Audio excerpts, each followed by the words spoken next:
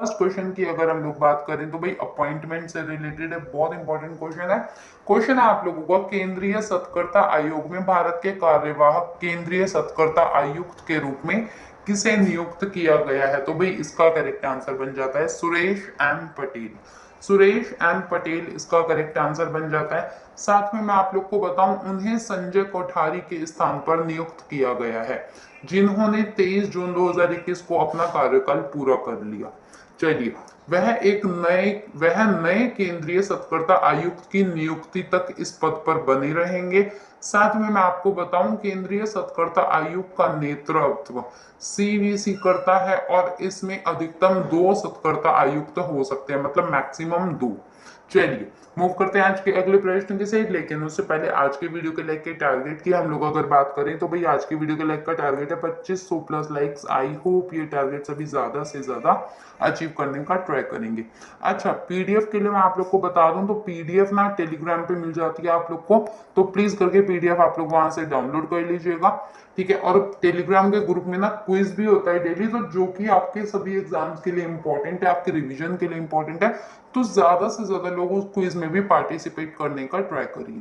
चलिए देखते हैं आज का अगला प्रश्न क्या कहता है। सेकंड क्वेश्चन की अगर हम लोग यहाँ पर बात करें तो भाई सेकंड क्वेश्चन है आप लोगों का, अहमदाबाद मैनेजमेंट एसोसिएशन में वीडियो कॉन्फ्रेंस के माध्यम से जैन गार्डन और काइजन एकेडमी का उद्घाटन किनके द्वारा किया गया? तो भाई इसका करेक्ट आंसर है नरेंद्र मोदी।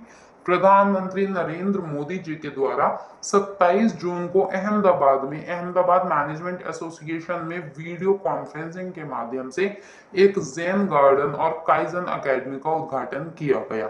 चलिए, 2 परियोजनाओं का उद्घाटन करते हुए प्रधानमंत्री जी ने गुजरात में एक मिनी जापान बनाने के अपने दृष्टिकोण पर विस्तार से बताया। साथ में होंगो प्रांत के नेताओं को, विशेष रूप से गवर्नर तोशिजो ईदो और होंगो इंटरनेशनल एसोसिएशन को जैन गार्डन और काइजन की स्थापना में उनके योगदान का भी धन्यवाद किया। तो भाई इसका करेक्ट आंसर है नरेंद्र मोदी। सीधा सीधा आपसे डायरेक्ट क्वेश्चन पूछा जा सकता है, जैन गार्डन और काइजन एकेडमी कहां पर देखने को मिलती है? तो अहमदाबाद के, गुजरात के अहमदाबाद में देखने को मिलती है, जिसका उद्घाटन नरेंद्र मोदी जी के द्वारा किया गया। चलिए मूव करते हैं आज के थर्ड क्वेश्चन की साइड। थर्ड क्वेश्चन क्या कहता है आप लोगों का, स्पोर्ट्स बेस्ड क्वेश्चन है आप लोगों का, डैश अब तक के संयुक्त शीर्ष स्कोरिंग पुरुषों के अंतरराष्ट्रीय खिलाड़ी बन चुके हैं? तो भाई इसका करेक्ट आंसर है क्रिस्टियानो रोनाल्डो। क्रिस्टियानो रोनाल्डो इसका करेक्ट आंसर बन जाता है। साथ में मैं आप लोग को बताऊं, वह वर्तमान में ईरान के दिग्गज अली डेई के साथ बंधे हुए हैं, जिन्होंने 1993 और 2006 के बीच में 149 मैचों में 109 बार रन बनाए। साथ में मैं आप लोग को बताऊं, क्रिस्टियानो रोनाल्डो ने 176 मैचों में 109 गोल के साथ में कुल पुरुषों के स्कोरिंग रिकॉर्ड को टाई करने के लिए 2 पेनल्टी बनाए, और साथ में पुर्तगाल फ्रांस के साथ 2-2 से ड्रॉ के बाद में यूरोपीय चैंपियनशिप में 16 के दौर में पहुंच गया। तो भाई इसका करेक्ट आंसर क्या है? इसका करेक्ट आंसर बन जाता है क्रिस्टियानो रोनाल्डो। चलिए, ये कौन से कंट्री से बिलोंग करते हैं? पुर्तगाल, पोर्चुगीज प्लेयर हैं। पुर्तगाल से आपको कुछ याद आ रहा है? हिस्ट्री के लिए बहुत ज्यादा इंपॉर्टेंट है ये कंट्री। कौन सी पर्सनैलिटी हमारे इंडिया में एंटर की थी 1498 में?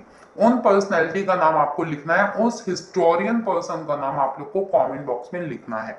चलिए मूव करते हैं आज के अगले प्रश्न की साइड। अगला प्रश्न है मिसाइल से रिलेटेड। क्वेश्चन क्या कहता है आप लोगों का? क्वेश्चन है अग्नि प्राइम बैलिस्टिक मिसाइल किस देश से संबंधित है? तो भाई इसका करेक्ट आंसर है भारत।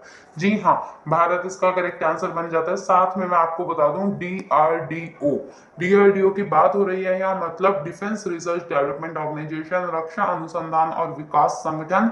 उसने 28 जून को नई पीढ़ी की परमाणु सक्षम बैलिस्टिक मिसाइल अग्नि P for prime, P stand for prime, right. चलिए, अग्नि पी का सफलतापूर्वक परीक्षण किया। साथ में मैं आपको बताऊं, इस मिसाइल को अग्नि प्राइम के नाम से भी जाना जाता है, जैसा कि आप सभी को पता चल गया। इसे उड़ीसा के डॉक्टर एपीजे अब्दुल कलाम द्वीप से लॉन्च किया गया था। तो ये क्वेश्चन आपको याद रखना है, ये टर्म आपको याद होनी चाहिए। कहां से इसको लॉन्च किया गया? डॉक्टर एपीजे अब्दुल कलाम के आइलैंड से इसको लॉन्च किया गया। चलिए देखते हैं आज का अगला प्रश्न क्या कहता है। अगले प्रश्न की अगर हम लोग यहाँ पर बात करें तो भाई फिफ्थ क्वेश्चन है आप लोगों का, अमेजन वेब सीरीज ने किस मैसेजिंग ऐप का अधिग्रहण कर लिया? तो इसका करेक्ट आंसर है विकर। विकर इसका करेक्ट आंसर बन जाता है। साथ में मैं आपको बताऊं, इस मैसेजिंग ऐप की स्थापना 2012 में हुई थी।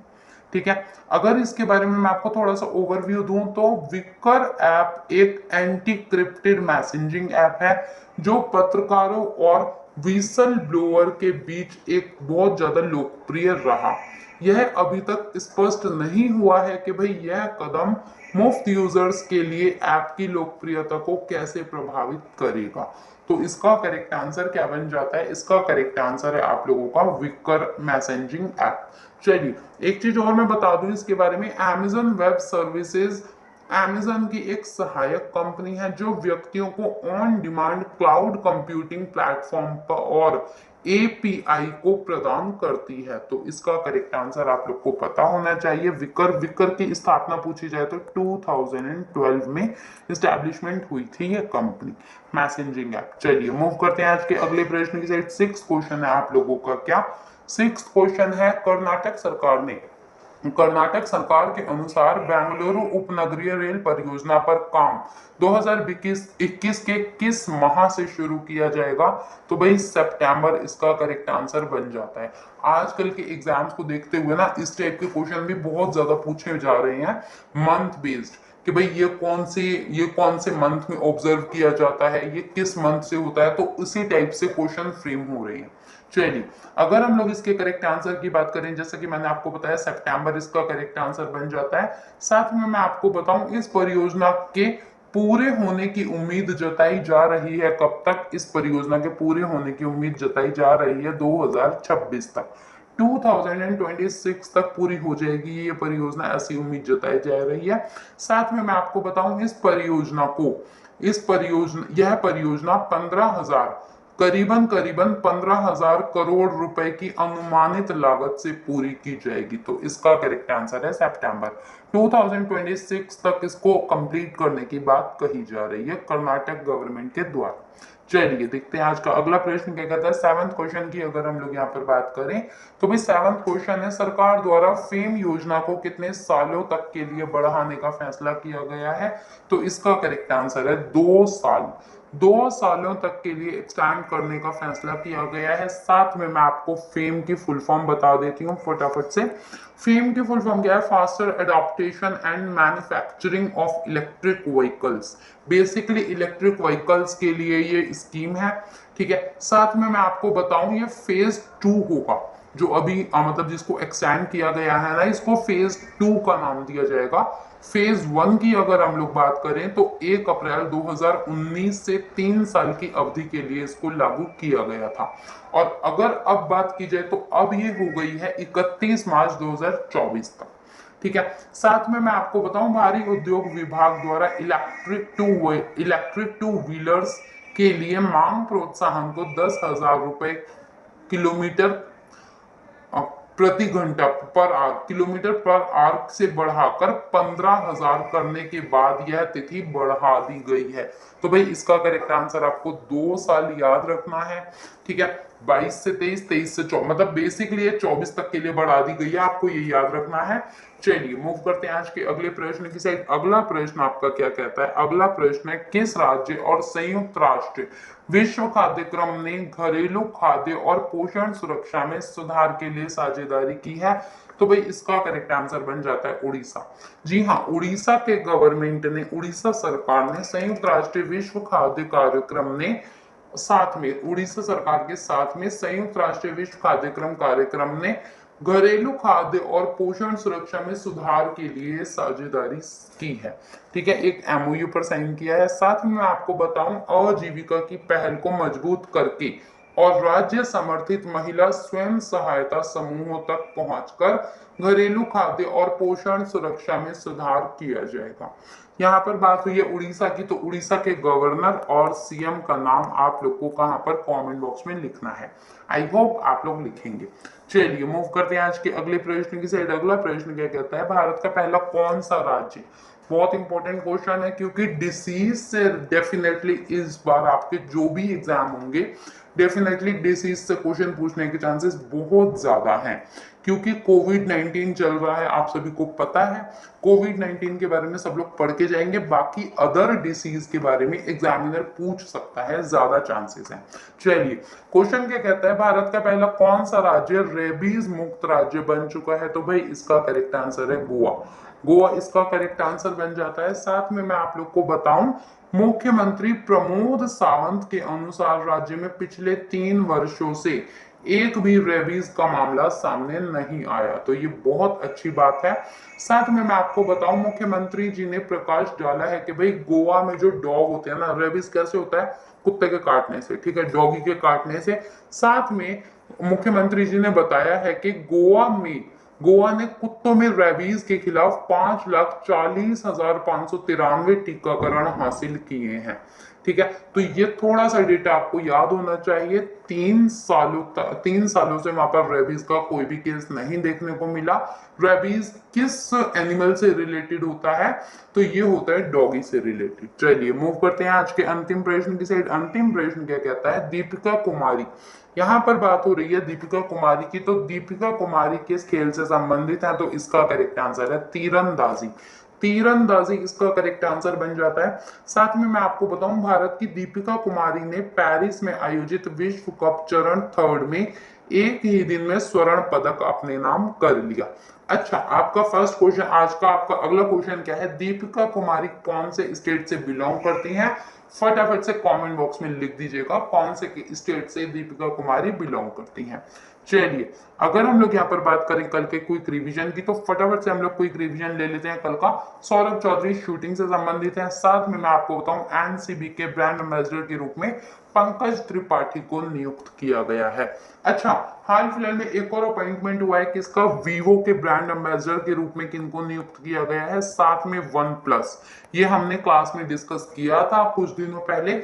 वन प्लस और वीवो के ब्रांड एम्बेसडर के रूप में किन्हीं 2 क्रिकेटर्स को नियुक्त किया गया है। इतने सारे क्लू मैंने आपको दे दिए, नाम बस आप लोग को लिखना है कमेंट बॉक्स में। चलिए साथ में मैं आपको बताऊं, सांगली जिला महाराष्ट्र से संबंधित है। कौन सा फ्रूट इससे रिलेटेड है? ड्रैगन फ्रूट है, जिसे हम कमलम भी कहते हैं। चलिए, रस्किन बॉन्ड के पहले उपन्यास का नाम क्या है? The room on the roof और इट्स अ वंडरफुल लाइफ हाल फिलहाल में लॉन्च की गई है रस्किन बॉन्ड जी की बुक। चलिए, भारत के पहले स्वदेशी विमान वाहक पोत का नाम आईएनएस विक्रांत है, जिसे 2021 तक चालू किया जाना है। तो आई होप सब लोगों की अच्छे तरीके से रिवीजन हो गई हो कल के वीडियो की। यहाँ पर बात करते हैं कल के प्रश्न की। तो कल का प्रश्न था, पिनाका रॉकेट किस देश से संबंधित है? तो भाई ये हमारे भारत से संबंधित है। बहुत सारे बच्चों ने करेक्ट आंसर लिखा था। और हाँ, एक चीज और भाई, बहुत सारे बच्चे ना गलत आंसर भी दे रहे थे, उनको मैं ज्यादा अप्रिशिएट करूंगी, क्योंकि अगर आप गलत आंसर देते हैं ना तो डेफिनेटली वो आंसर आपको हमेशा याद रहता है। तो उन बच्चों को स्पेशल थैंक्स है जो गलत आंसर दे रहे हैं। बाकी कोशिश कीजिए सही आंसर दीजिए, लेकिन अगर गलत आंसर भी आप दे रहे हैं तो कोई प्रॉब्लम नहीं है, कोई दिक्कत नहीं है, क्योंकि गलतियों से ही हम लोग सीखते हैं। चलिए, तो इसका करेक्ट आंसर है हमारा प्यारा भारत। बहुत सारे बच्चों ने ये भी लिखा था, मुझे अच्छा लगा। यहाँ पर बात करते हैं आज के प्रश्न की। तो आज का प्रश्न आप लोगों का डे बेस्ड, संयुक्त राष्ट्र द्वारा हर साल डैश जून को अंतरराष्ट्रीय MSME सूक्ष्म लघु और मध्यम उद्यम दिवस मनाया जाता है। तो इसकी डेट आप लोग को लिखनी है कहां पर? कमेंट बॉक्स में। आई होप सब लोग करेक्ट आंसर लिखेंगे। और हाँ, वीडियो के लाइक का टारगेट अचीव करना बिल्कुल मत भूलिएगा। वीडियो के लाइक का टारगेट क्या है? 2.5 के लाइक्स। आई होप सब लोग इस टारगेट को अचीव करेंगे। पीडीएफ के लिए आप लोग टेलीग्राम ज्वाइन कर सकते हैं। डेली वहां पर क्विज होता है, क्विज में ज्यादा से ज्यादा पार्टिसिपेट करिए, जिससे आप लोग अपनी रिवीजन को और बूस्ट कर सके। आज के लिए इतना ही। Thanks for watching this video. Have a good day, bye bye and take care.